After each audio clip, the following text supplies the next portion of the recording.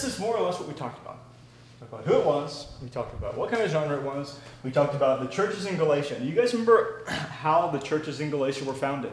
I mean, because you say the early church, and now you go to any city in anywhere in the U.S. and there's going to be a church in it, right? I remember once driving from Tyler, Texas to Houston. Yeah, to Houston. It was only a 4-hour drive. Some friends and I counted 52 churches that we saw, like, on the road, on the way over there. 52. So we don't really get this concept now, but back then, you look at the early church, and there's like, well, there's a church there, and oh, look, another one just sprung up over in this city, but that's like it. There's a church in Jerusalem, and that was the church. That was it. And so slowly you start having churches pop up in different cities as the gospel spreads to them. But you say, okay, where are the churches in Galatia started? Oh, I'm sure one of the pastors in the day decided to go plant a church over there. No, these were cities that had never heard about Jesus Christ before. And a guy named Paul, this guy, and his friend Barnabas, specifically went out to those cities and brought the word and the good news of Jesus Christ to them. And that resulted in a church being founded, a church being established there. So we talked about that in some detail. We talked about, some of the details, and we'll remind each other of those as we move on here. But we're getting close now to being able to move into Galatians itself. One thing I want you to note, because there's a very good chance that we even tonight won't even get into the first verse of Galatians. But when we talked about this briefly a moment ago, but the reason for that would be, and I hope you don't get frustrated or anything over this, the more time, basically, if we spend a sufficient amount of time on the front end, understanding the relevant issues, it ends up being very simple in many ways. You just read it and say, and remember how I told you this issue was going on? There's him giving his input in the issue, and here's his input, and that's as simple as that. Often the Bible is as simple as that. And that's what's really nice about it. Not always, but often. And you'll find that most of what's in Galatians, if we understand the relevant issues in the front end, you can just read it. Once again, it's not a universal rule. But, it's not even universal within Galatians. But most of Galatians can be easily understood if you just understand what's going on in the background. So we'll see how far we get tonight. But we do have a few more major historical background questions that we need to ask ourselves about some issues related to the text of Galatians, which are related to what Paul is doing, what he's accomplishing in this book. And so each question we ask, and as we answer each question, it's going to lead to another major question. And once we've answered a few of those, I think we're going to have enough background information to start getting into the letter itself and being able to breeze through it. So, we just mentioned here, you guys remember last week we talked about that first missionary journey. Paul had his big conversion. He was a Jew among Jews. He was rampantly going after Christians. Had his conversion, laid low for a long time, and eventually one of the other major churches that had sprung up around that time sent him and Barnabas on a missionary journey. Spread the gospel to these areas far away, further and further away from Jerusalem, which is where the church was founded. And you guys remember that's where they founded the churches in Galatia. Now, and we mentioned this last time, but what was particularly significant about the churches they left behind in Galatia? Mostly Gentile. They were mostly Gentile.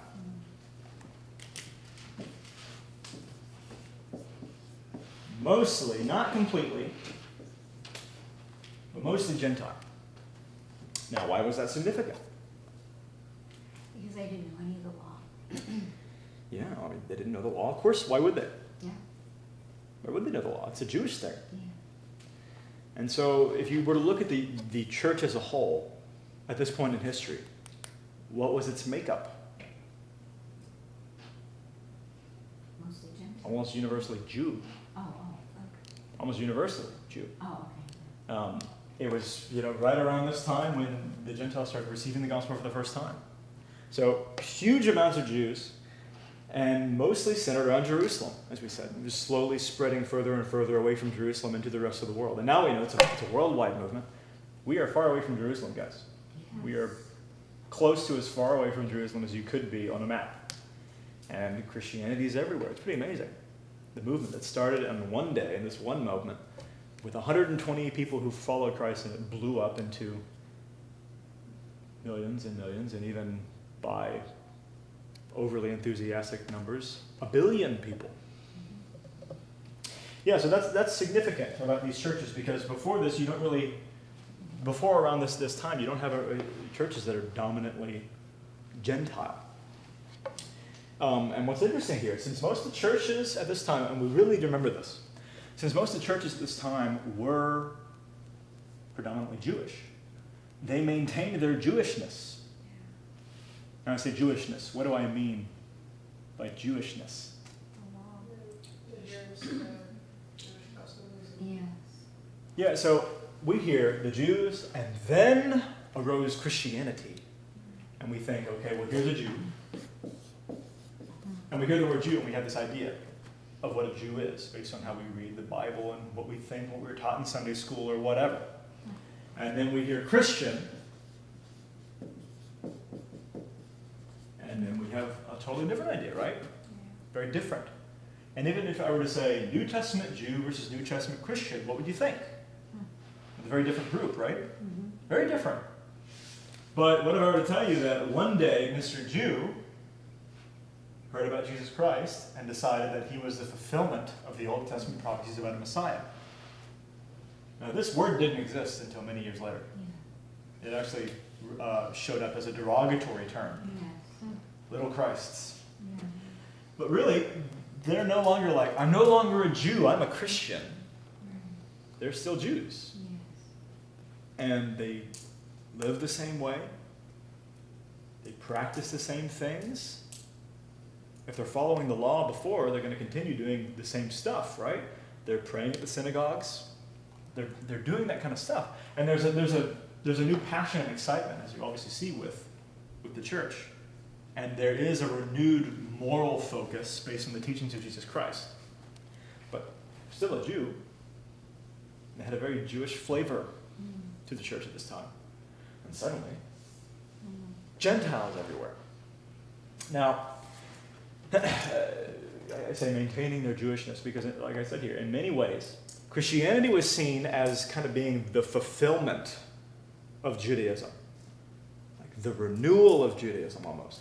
For those of you who don't know, throughout the Old Testament, the scriptures that the Jews had, there were prophecies about a Messiah that was going to rise up in the line of David, and he was going to bring back the kingdom of Israel, bring back the kingdom of God to earth. So the Jews, and after I tell you this, next time you read through the Gospels, you'll notice this.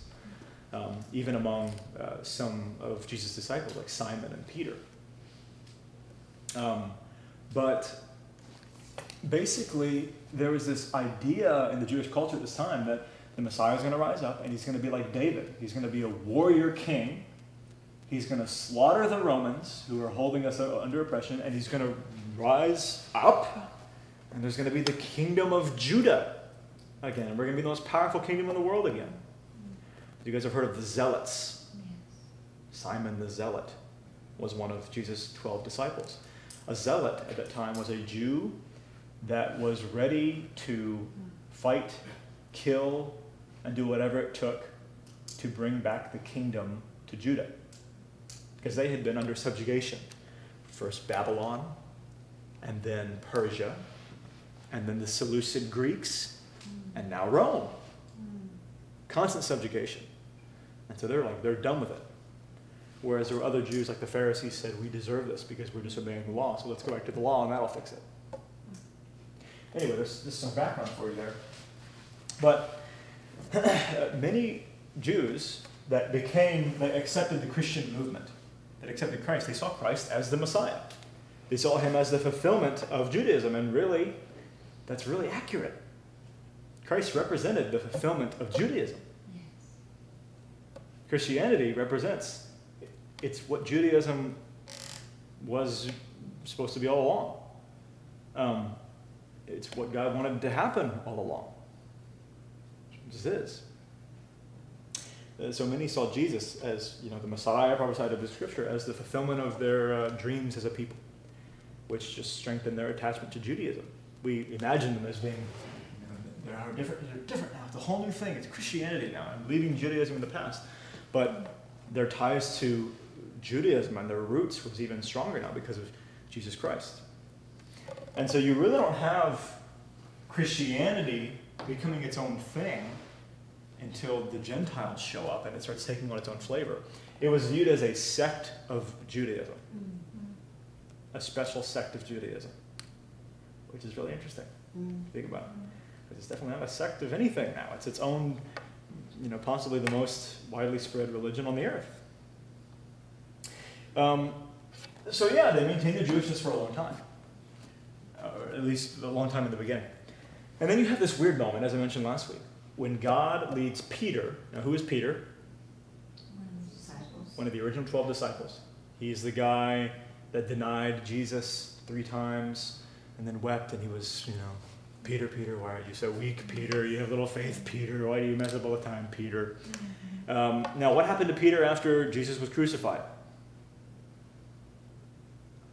Anyone know? Was he the one that had a vision about all the different animals and decided that kosher law wasn't such a big thing anymore? Yeah. Now, so what was Peter's role in the early church? Anyone know? Boy, to be preaching the gospel to the Gentiles. Say that again? Didn't he open the door for the Gentiles? Well, God opened the door through Peter.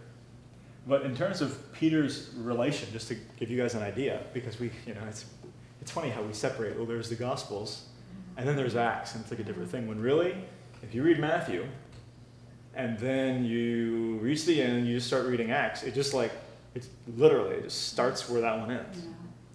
So Peter was the guy who was the one preaching at Pentecost when Christianity started. There were 120 people left behind after Jesus left. When he rose into heaven, when he was gone, he left them. There were 120 followers of Christ left on the earth. That was it. And then in one day, God used Peter to blow this movement in followers of Christ up to over 3,000 people in one afternoon. And that's when the church blew up in Jerusalem. So Peter was, if there was one leader of the church in the beginning, it was Peter. It's pretty cool. He suddenly becomes Superman. He can do no wrong, which suddenly, you get into Acts 15, and Paul talks about in Galatians. Yeah. He's like, I defied Peter to his face because he was wrong. So he's not Superman, but he became emboldened, and he started acting out in faith and the empowerment of the Holy Spirit, and he did what he was always supposed to be doing. But that's just an idea to give you guys. Whatever happened to Peter, that's what happened.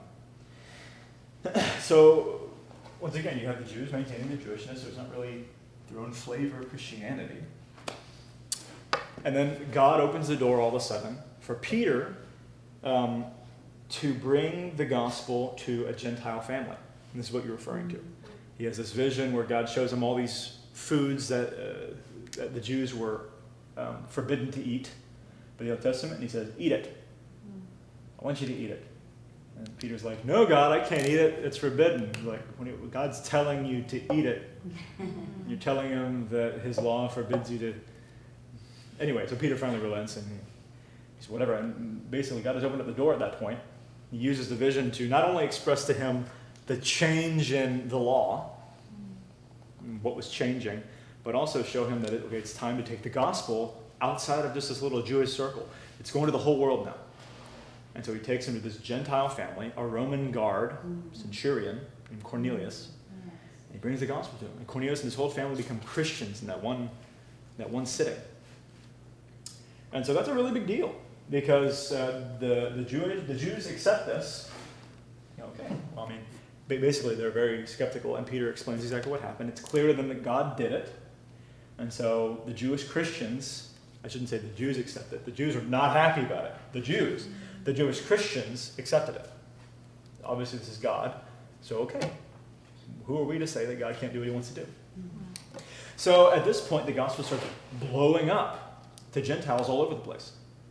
A major church, one that would eventually grow to be bigger than the one in Jerusalem, showed up in a place called Antioch.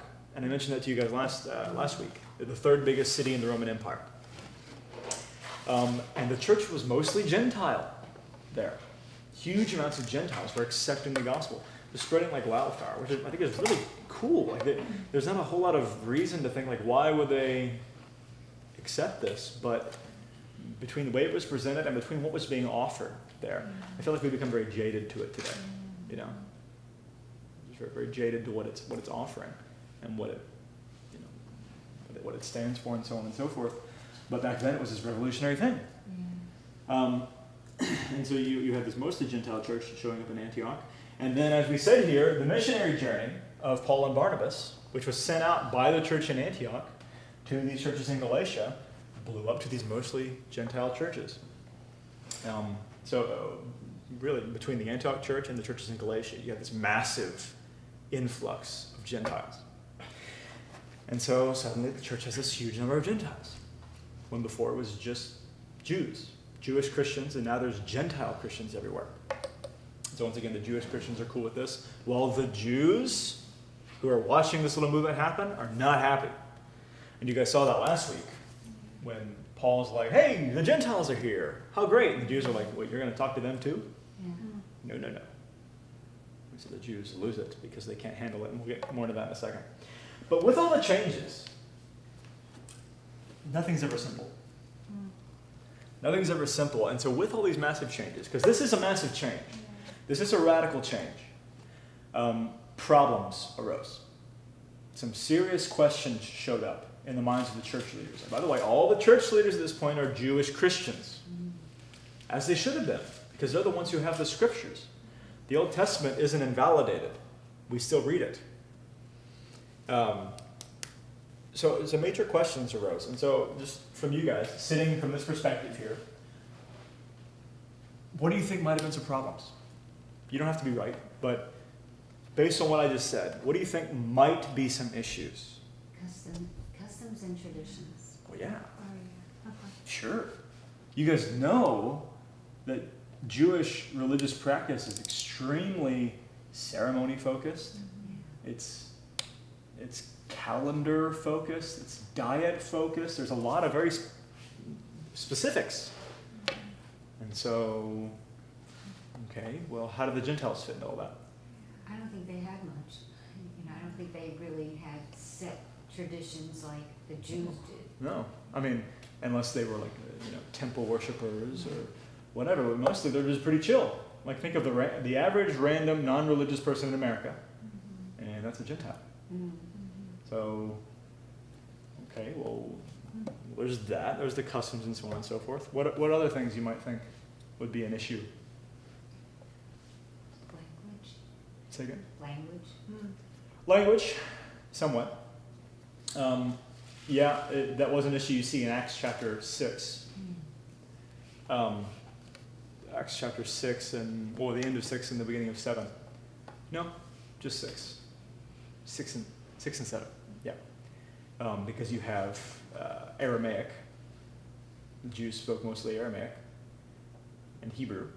And then you also had Greek, which most other people spoke. And so there was a problem when Greek-speaking Jews started joining the church, and they needed church leaders that spoke Greek to minister to the new Greek-speaking Jews because they couldn't speak the right language, and that's where Stephen came in, the first martyr of the church. He rose to prominence because he could speak Greek. And so here to start going all the Greek-speaking synagogues and spreading the gospel. But yeah, language, sure. Probably some of the Jews were like, I've studied my behind off to get bar mitzvah, and you're just going to waltz in here like I'm saved. Yeah, actually, as funny as that sounds, sure. I mean, okay, so the Jewish religious practice, was very, it's what you would call a works-based salvation. So you do all these things, especially in the Pharisee mind, okay? You do all these things perfectly, and you've earned God's approval. You've earned your way in, okay? And wait a minute. So these Gentiles are just in, just like that? Is in like one moment they're in and they're accepted? And we'll get more into that in a minute. Any other ideas? Just looking at the situation, what do you think would be some potential issues? I think it would be a challenge for the Jewish Christians to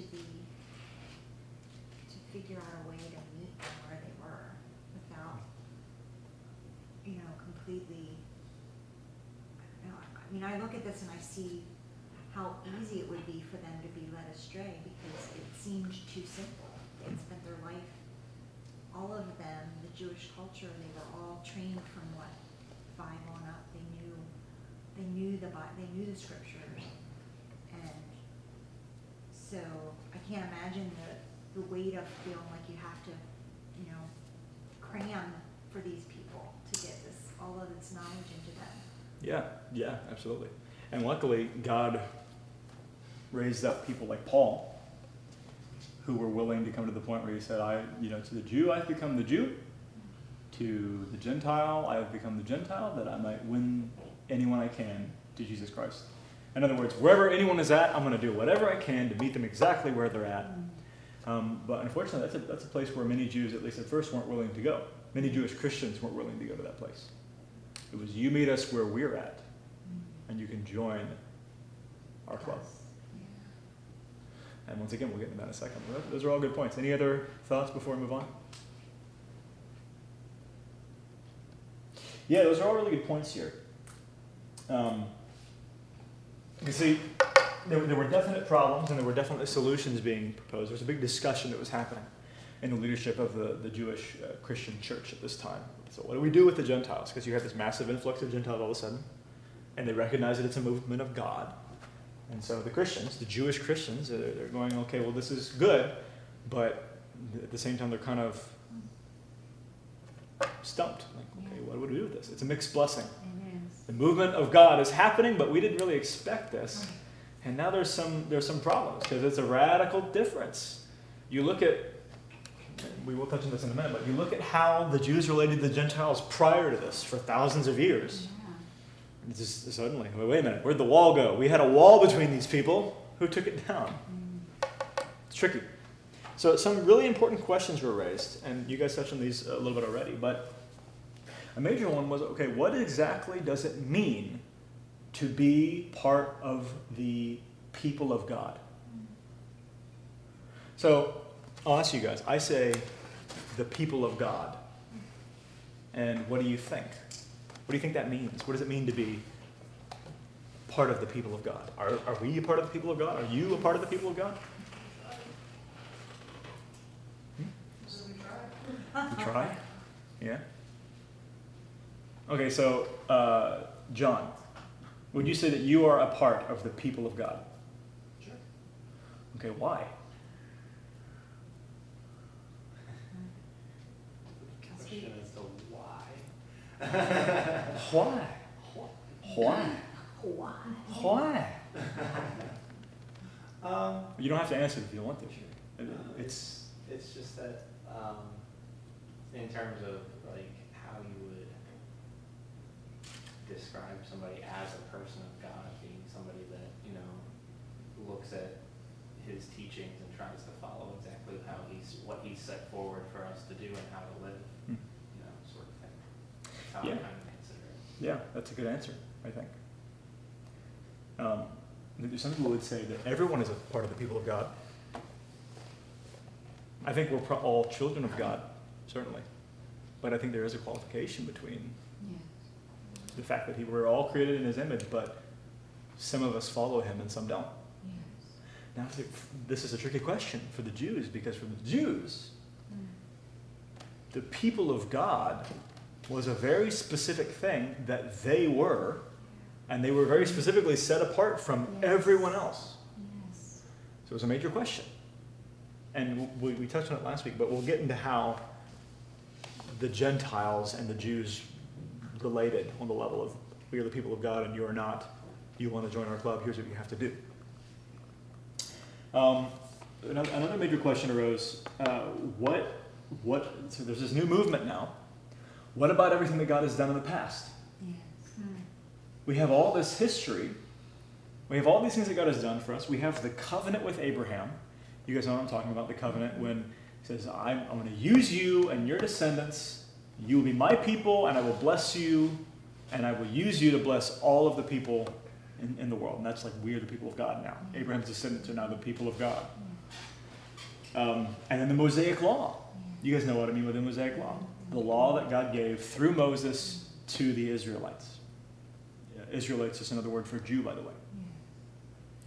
And these are the things that Judaism, first century Judaism, those are what it was founded upon. The covenant and the law. And that was their religion. That was their way to relating with God. And so isn't that what makes a Jew a Jew? Is their question. Isn't that what makes us us? And if so, then don't the Gentiles need to do everything that we're doing right now? And if no, then why not? It's an important question. Because that's our way to God. That's how we've been doing it. That's how my daddy did it, and his daddy did it, and his daddy, and his daddy, and his daddy, all the way up to Daddy Moses. So who's to say, why are we going to change this? It's a big deal. You don't change thousands of years of doing it one way overnight. Just because some new group wants to get involved. How dare they? Tradition. Yeah, it's a very serious thing for the Jewish people as followers of God, as the people of God. Their purpose was the covenant. Their purpose was to live out the law. This is what they did. And so should the Gentiles observe all these things? Can the Gentiles really be the people of God if they aren't? What do you guys think? It must have been so hard to figure that out. Yeah. And there were a lot of different opinions. There'd be a lot of doubt that this could really be that simple. Yeah, and you had people like, you had some people in some gray areas, like James, and I'll touch on that in a second. And you had people who were very extremely in one area and very extremely in another area. There's actually, I'm going to give you guys a chart of 5 different viewpoints that arose at this point in varying levels of intensity. But we'll get there. Another major question is, okay, look, let's say we don't require them to observe all the things that we do. Let's say for discussion that it's a new movement and we don't need the old stuff. What is going to guarantee the moral purity of the church? We say moral purity. Okay, do you guys know anything about how the average Gentile lived in the first century AD? The average Roman citizen. Worshipped other gods. Well, yeah, but immoral. These are immoral people.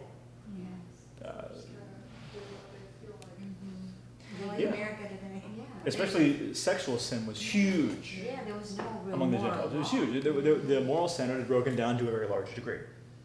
Once again, it's a little hard for us to wrap that around our heads, because even our nation, in which it has broken down to a large degree, we're nowhere near the level that it was then. It's incredible. That's true. So the Gentiles aren't known for their high moral standard. What do? I mean, like, they're the followers of God, and we know that God wants us to do one thing over another, but if we don't make them follow these standards of the Old Testament, what is going to keep them from doing whatever they want? And then can they really be the people of God? It's a problem, see? It's a problem. That's what they were facing.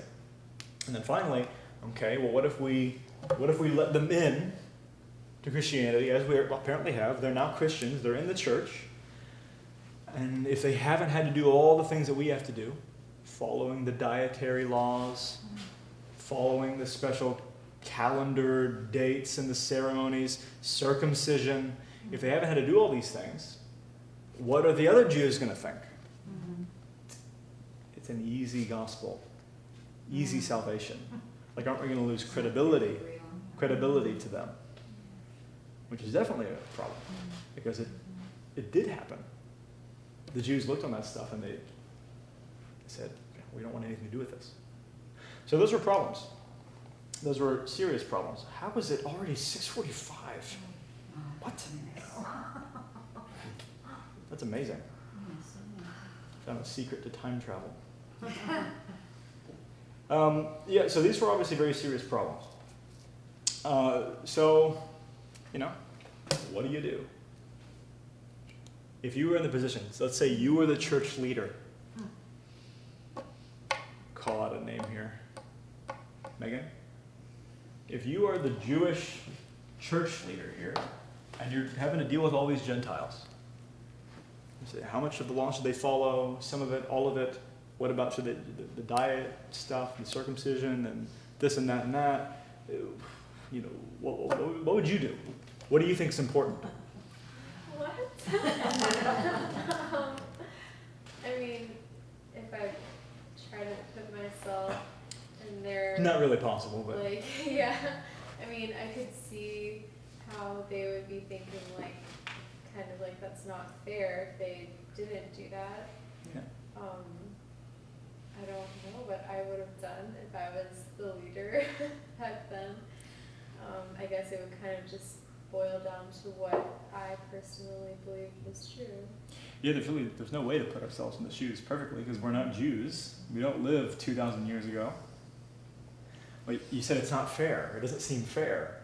And Jesus knew that was going to happen. He knew it was going to happen. You guys remember the parable of the prodigal son? And the son leaves, and he squanders all his father's wealth. Everything his father sowed into him, he just blew it all.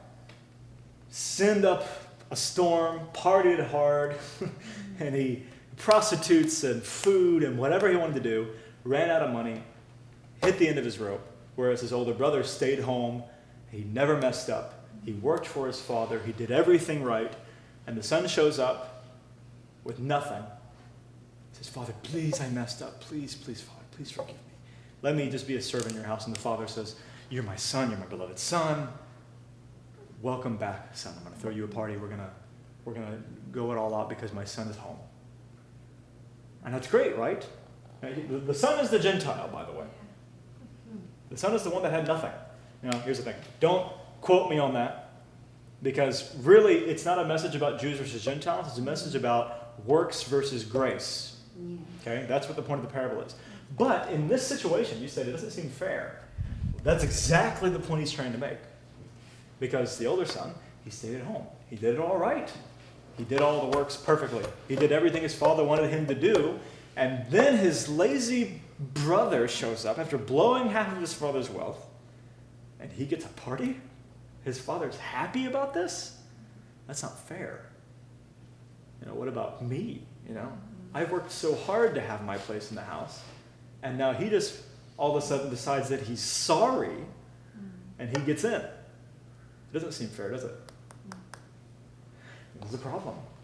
If you can even sort of try to put yourself in the shoes of the Jews at this time, it's angering. This is an ancient and proud people. So the debate became a really big deal. Really big deal, really quick. There ended up being something of a firestorm of debate back and forth of, okay, what do we do? To what level should the Jews, to what level should the Gentiles be allowed in? What level of the law should they have to obey here? And a lot of different groups with differing opinions showed up, and there was a lot of argument. But let's back up for a second here. I've been hinting at this, but we said, okay, what was the relationship between Jews and Gentiles in the first century? It's a question. What was the relationship between Jews and Gentiles in the first century? I'll draw a diagram for you. Here's the Jews, and here's the Gentiles.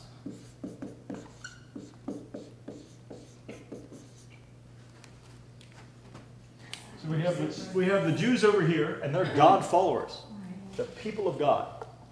And then the Gentiles. Now, was there ever a case in history when a Gentile wanted to also become a follower of God, to become a Jew? Yes. Now, what happened in those cases when the Gentiles wanted to become a Jew? It wasn't easy. Okay? It was a big wall. And so, reflected, so on and so forth. They couldn't just decide, I'm a Jew. They couldn't just show up at the synagogue one day and go, hey guys, I'm a new Jew and I'm ready to worship God with you. They would have gotten run out. probably attacked. Yeah. Actually, definitely attacked. Yeah.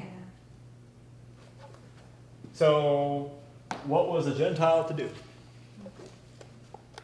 They become circumcised. Yeah. And show that he really wanted to do that. Yeah, there was a word. There was a word we used for this last week. There's a word in which you could go around or go through the wall, and the word is proselyte. Yes. Proselyte.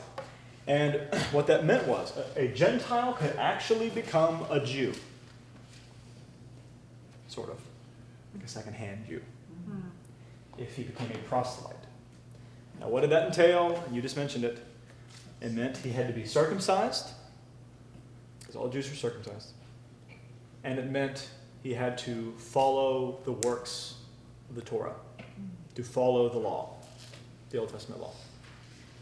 If he did those things, he could become one of the people of God.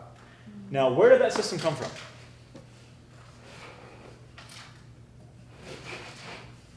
Well, it was part of how they were set apart in the beginning of their nation. So who came up with the system?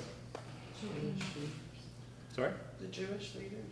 No, No, it Was it God? it was God. God did. God gave them that system. Yeah. He said, you are a set-apart people. Yeah. That's what circumcision was all about. That's what all their calendar rites, that's what all their dietary stuff, well, there was actually practical health reasons at the time because of a lack of cooking technology. But that's what a lot of those things that we no longer do today. By the way, you want to look at those 600 and something laws in the Old Testament and tell me how many we follow today? Tell me how many you think you should follow today. You're going to find a lot that you do not immediately, you're not going to think, I should follow that. In my opinion, as a biblical scholar, I'm going to tell you, you shouldn't do that. Now, wait a minute. Am I telling you not to obey the Bible? That one of those laws is whenever you are going to use the bathroom, you go outside of your camp and you do it on the ground and you bury it. That's one of the laws of the Torah, okay? Should you be doing that? No. Why not? You're again. Well, because we have Yeah. there you go. But we're not living in a camp anymore, are we? No. We have indoor plumbing, most of us. I hope all of you do, because it is a pleasure. We don't need to do it anymore. Now, I'll tell you, in my opinion, there's nothing spiritual about that law. It is practical because they were getting sick and dying from having waste everywhere. Or a lot of cultures all over the world were. There's a lot of very practical laws that have nothing to do with the spiritual side.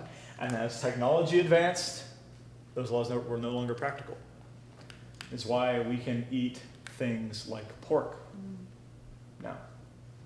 Because we're probably not going to die after eating it once. We can cook the bacteria out of it. Same thing with a lot of deep sea foods and so on and so forth. So anyways, off of that tangent, this is how the Gentiles could become Jews, become the people of God. God gave them that system. Now, why would he do that? Because he wants as many people as he can be saved. Yeah, this was the flaw of the Jews in many ways. They came to think that they were chosen as God's people because God loved them most and favored them most. When in reality, God chose some worthless guy named Abraham. In my opinion, because there was nothing special about him and nothing worthy about him. I like to think that he knew that the problem the Jews faced would be a problem and he was trying to help them avoid it. Avoid thinking that they were so great. That's what they thought. We are the best. We are the ones that God chose. We are God's special chosen people because we are the best. This is what Romans 9 is about, in my opinion. The whole fact that God has no peculiarity between his love. He loves the Jews and he loves the Gentiles every bit as much as he loves the Jews. The Jews were meant to be nothing else than God's missionary people group. You're the people of God because I want you to be able to bring other people into the group of people of God. But it became very exclusive and special. But don't you think he did that to make the people strong in what they believed and to make them feel like a nation? Well, there were a lot of laws. together? I very strongly believe that circumcision is one of these. And which is why I believe that Paul was very clear that it's no longer necessary. Yes. There it is. Yeah. You can read that in Galatians. There it is. He says it. He says, if you become circumcised, Christ is of no use to you. Yeah. Now, don't take that physically and make a stupid conclusion, but he's making a point, and we'll get there later. The bottom line is, once the system changed, and some laws were no longer necessary for that system. Circumcision was meant to separate the Jews from everyone else, in their minds and in their minds.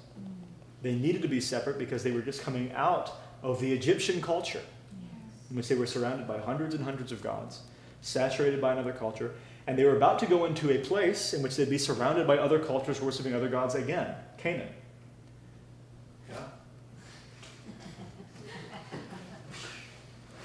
Yeah. And this is a slight tangent here, but this is all relevant here. It is my strong belief that God knew, bringing the Israelites out of Egypt, he knew these guys are going to be faced with things that are going to pull them away from me. They're going to be faced with tons of temptation to go to other gods and to mix with other cultures and to be corrupted by other cultures. And I think that he did everything to influence them to not do that. I think he inputted tons of ceremonies and holidays. Like everything about their daily life was focused and rotated around God. And I think there was a need for that because they needed to be so saturated in Yahweh. They needed to be a separate people group. Circumcision and the diet and all of this other stuff, they needed to feel separate and different. Now here's a question. Did the Israelites struggle with mixing with other cultures and worshiping other gods? Yes. Yeah. Yeah, they struggle. Throughout their entire history until the Babylonian exile. And that broke it out of them. The northern kingdom, because the Israelite kingdom split into the northern and the southern kingdom, was destroyed because they continued to worship other gods. The Jews we know today, it's only half of the Jews. So God's not a dummy. He knew it'd be a problem. And I think he did everything he could to push them in the right direction. And he still chose stupidity. And so, again, that's a tangent. But you're hearing my opinion on the law in a lot of ways. And we can go more into this some other time. But bottom line is, God put the system into place, the whole proselyte thing, because he needed there to be a special people, separate from everyone else. And then he also loved these guys so much he wanted them to be a part of it. It was never meant to be in a special club. Here are my favorite ones, and I guess you can join the favorite ones if you do some special initiation. There's never that. So this is how they related. And this is a very firm way of relating, okay? Well, then suddenly you have a new movement, Christianity. It's no longer the Jew club, it's the Christian club. Is the system the same? Should it be the same? If the answer is no, then why not? So this is the problem they were facing. This is the problem they were facing. And, oh, wow. We did not get even halfway through what I thought we would. So I'll see if I got in here. Well, you know what? We're not doing that bad. This was some really good discussion, and we got some background stuff here. Some even spreading out to some areas I didn't plan on touching on before. But bottom line, this is the issue that was facing the Jews in this day, okay? 100% of what I'm talking about here is what is happening and why Paul is writing Galatians. Everything we're talking about here, nothing is unrelated to what we're talking about with the book of Galatians. All of this has to do with the purpose of correcting the bad teaching, which has to do with Jews getting wrapped up in the old way of doing things. And Paul's correcting it by bringing the correct gospel, which is the Christian movement. Not the Jewish movement or even the Jewish Christian movement, but the Christian movement. It's a new thing. God brought a new way of doing things. And really, it was at the heart of the old way of doing things. Yeah. But the people just lost sight of it. Yeah. It became so much of the outside of the cup and not the inside. Yeah. So it's very important to remember that this is how, prior to Christianity, this is how the Jews related to the Gentiles. If you want to join us, you have to go through the rite. You have to be circumcised, and you have to obey every single law that we obey. Specifically, all the external things. The tithing of the dill and the cumin, the special diet, observing all of the holidays, so on and so forth. They had to do that, and then they could become Jewish proselytes. Okay? That's really important to remember as we move on. And next week we'll pick right up where we left off because it's already 7 o'clock. I do not know. The fastest time has gone for me in a really long time. Usually, wow, that's incredible. Any questions? Nobody has any questions? Not like I did, but I forgot. See, what's valuable about this is understanding this stuff is going to affect not only the way you see Christianity today, especially as we discuss it more and we apply it to all areas, but anytime you read not just Galatians, but any book in the New Testament, this is the context surrounding, really, this is not the context of Galatians, this is the context of the early church and what was facing the early church, because it's an entirely new movement. This is where we came from, guys. This is our heritage as Christians. And it's actually really neat to see how God moved it into a better way, a newer and a better covenant. So, unless you guys have any questions, we will finish for tonight. We'll pick up next week. Thank you. Thanks, guys.